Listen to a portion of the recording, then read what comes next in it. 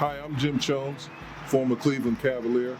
We have with us a very special guest. He's the Vice President of Diversity and Inclusion and also Community Engagement for the Cleveland Cavaliers. Only one of 5 in our NBA. Kevin Clayton, thanks for being with us today. What you got for us? Hey Jim, I'm grateful. I'm thankful to be here with you, and we're going to have a conversation about Juneteenth. We're going to talk about how the Cavaliers are supporting Juneteenth, and we're also going to talk about how it impacts our overall diversity, inclusion, and engagement strategy. And from a Cavalier perspective, we actually, a year ago, post George Floyd, we realized that we had to do something. And it was a year ago that I was here at the Gardens, and the significance of the Gardens is because this is such a monumental icon in the African American community in Cleveland that we want to come back and we want to support it. And one of the things this year that we are doing is supporting a youth essay contest where we have youth that are writing essays about social justice. Connect the Garden for us. Give us an idea of how all of this works in this great celebration. Jim, when I left Cleveland, the Gardens didn't exist. So when I came back home and developed a relationship with the leadership of the African American Cultural Gardens, and actually they invited me here, I realized the importance of this monument in the work that we do. So the Gardens represents the past for African American culture as you kind of walk through the entryway and the arch into the Gardens, where it's the present and then the future. And as I think about Juneteenth and the impact of what that means, looking back and realizing what our ancestors had to go through is so important to fuel me for the work that I do, because I'm standing on their shoulders. I owe it to them. I owe it to those brothers and sisters in Galveston, Texas, that were the last ones to hear that they were free to extend their journey, to extend their trials and tribulations into the present, if you will. And the present is the work that we're able to do with the Cavaliers in making a difference here in this community. And then when I think about the future, that's passing the legacy of our work, my work, to the next generation to continue standing on the shoulders of those men and women in Texas. Yeah, we call it vigilance. The past, the past is remembered. But the past is not relevant unless it's a motivating force or it sets the foundation for action. And that's a challenge for us, don't you think? I mean, now we're in the present. Things are happening all around us.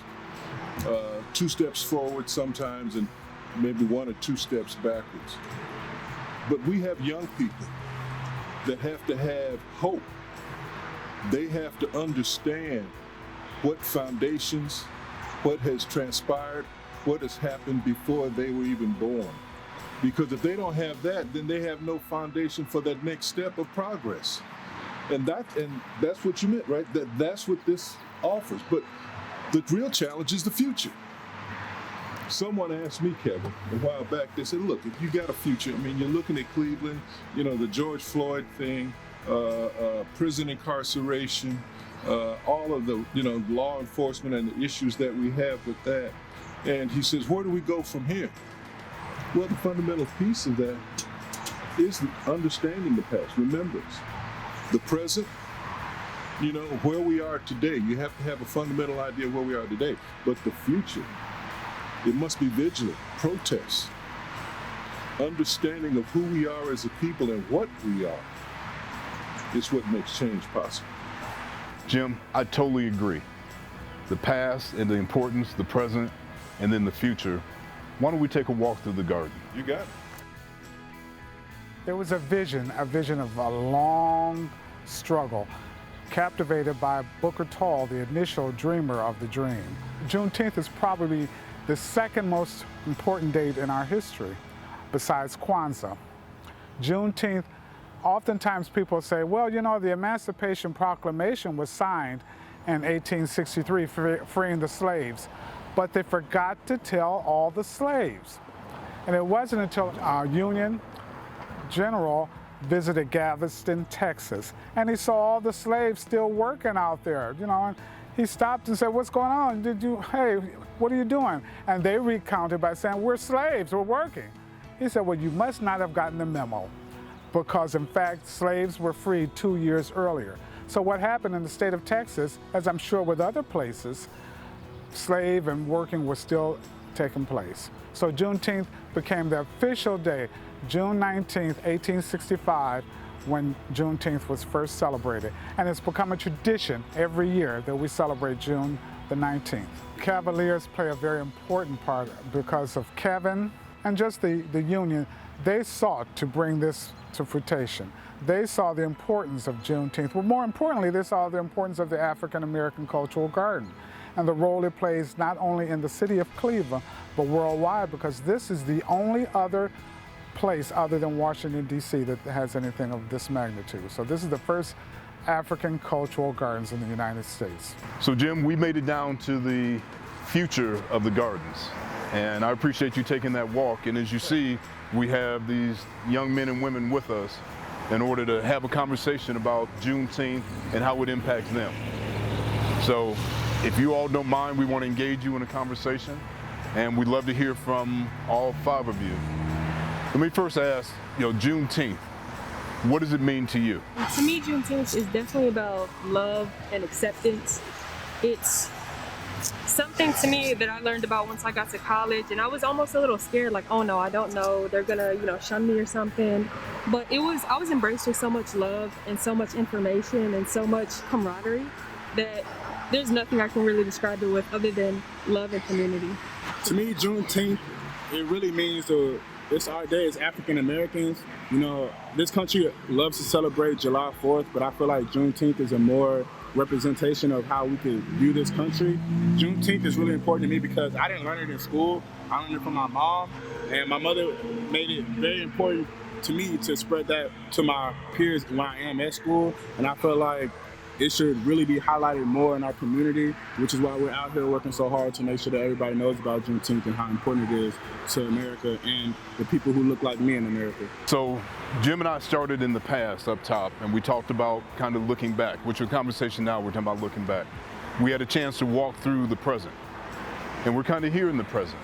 And with George Floyd and all the things that kind of was the tipping point across the world for social justice, social change, you're the future. And I'd like to hear from each one of you, what message do you want to send? What message do you want to send to all that will be listening to this around what we can do in the future to bring more equality for all, so that we all are actually a United States of America as one people? Just let your voice be heard. If you're shy, if you're not, speak up.